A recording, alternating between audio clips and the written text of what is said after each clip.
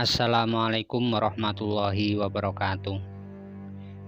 Kiai Mojo yang memiliki nama asli Muslim Muhammad Khalifah, salah satu sosok penting dalam Perang Jawa atau lebih dikenal Perang Diponegoro pada tahun 1825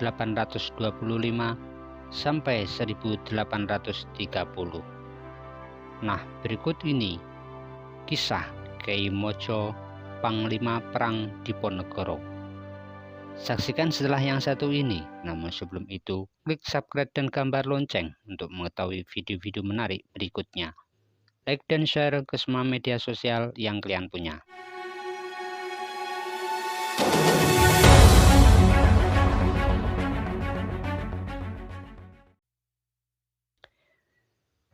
Kiai Mojo menjadi kepercayaan sebagai panglima perang oleh Diponegoro. Dalam perang yang berlangsung 5 tahun itu, dalam catatan sejarah, Perang Diponegoro salah satu perang yang sangat merepotkan Belanda karena mengurus sumber daya baik material maupun imaterial. Pasukan Diponegoro sangat tangguh dan taktik perang gerilanya sehingga sulit dipatahkan. Belanda akhirnya mengeluarkan segala upaya dan akal busuknya untuk mengulik apa rahasia di balik ketangguhan pasukan Pangeran Diponegoro.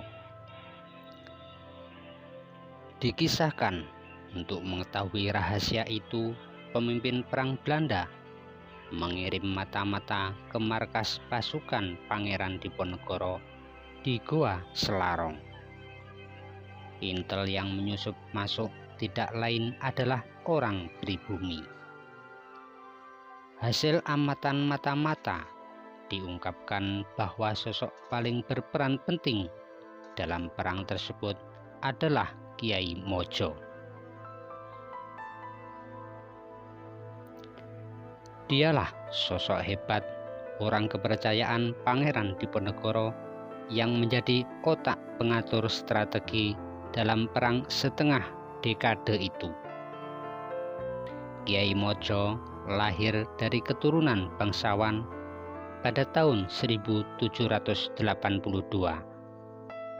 dengan ibu yang bernama Mursilah, adik Sultan Hamengkubuwono III, dan ayah bernama Iman Abdul Ngarib, seorang ulama besar dari Keraton Surakarta dengan sebutan Kiai Baderan.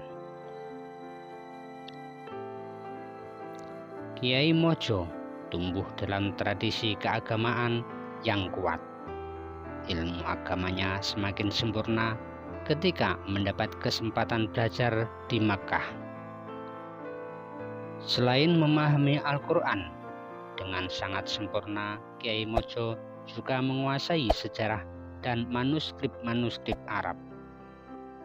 Tidak hanya menguasai ilmu agama dan sejarah, Kiai Mojo juga memiliki kemampuan berorganisasi. Berkat kepribadiannya yang rendah hati meski berilmu tinggi, dia bisa menjangkau semua lapisan masyarakat. Ia membangun jaringan dan hubungan yang karib dengan banyak pesantren, baik di Jawa Tengah dan Jawa Timur, bahkan hingga di Bali.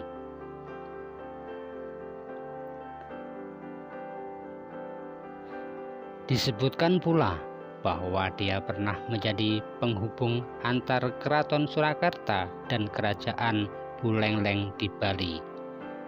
Kemampuan itu pula yang memudahkan dia memobilisasi kekuatan ulama dan santri saat dibutuhkan.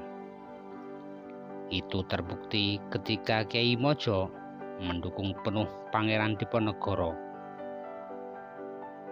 Dikisahkan bahwa para santri dan tokoh agama bersatu mendukung Pangeran Diponegoro berperang melawan Belanda. Kedua kelompok tersebut pun turut berkumpul di Selarong yang dijadikan markas perjuangan Pangeran Diponegoro. Dalam buku Takdir Riwayat Pangeran Diponegoro tahun 1785 sampai 1825 disebutkan bahwa ada sekitar 200 laki-laki dan perempuan kaum santri yang bergabung dengan pasukan Pangeran Diponegoro. Beberapa di antara mereka bahkan terdapat orang Arab dan peranakan Tionghoa. Ada juga golongan santri istana yang merupakan anggota hierarki pejabat resmi Islam dan resimen pasukan yang direktur dari para santri keraton. Mereka semua dimobilisasi Kiai Mojo untuk ikut berperang bersama Diponegoro. Kiai juga memobilisasi keluarga besarnya dan para santrinya yang datang dari 3 pesantren di Mojo dan Baderan, dekat Delanggu dan Pulau Kadang, dekat Imogiri. Semua kiprah dan kehebatan Kiai Mojo menjadi informasi penting yang disampaikan mata-mata kepada kompeni. Sang mata-mata tentu tidak hanya melapor kehebatan Panglima Kiai Mojo, tapi juga kelemahannya. Dari informasi-informasi penting itu, pimpinan perang Belanda menyusun strategi untuk menaklukkan kekuatan Pangeran Diponegoro. Pada tahun 1828, tibalah saatnya bagi Belanda untuk menangkap Kiai Mojo. Saat itu ada selisih paham antara Kiai Mojo dan Pangeran Diponegoro. Kiai diperintahkan untuk kembali ke tempat kelahirannya di Pajang. Dalam perjalanannya ke Pajang, Kiai Mojo kemudian dibujuk muridnya Kiai Dadapan agar mau bertemu perwakilan Belanda, Letnan Kolonel Wironegoro. Kiai Mojo kemudian bertemu dengan Letnan Kolonel Wironegoro pada Oktober 1828 dengan mengajukan beberapa permintaan. Letnan Kolonel Wironegoro menyetujuinya dengan syarat Kiai Mojo bersedia menghentikan perang.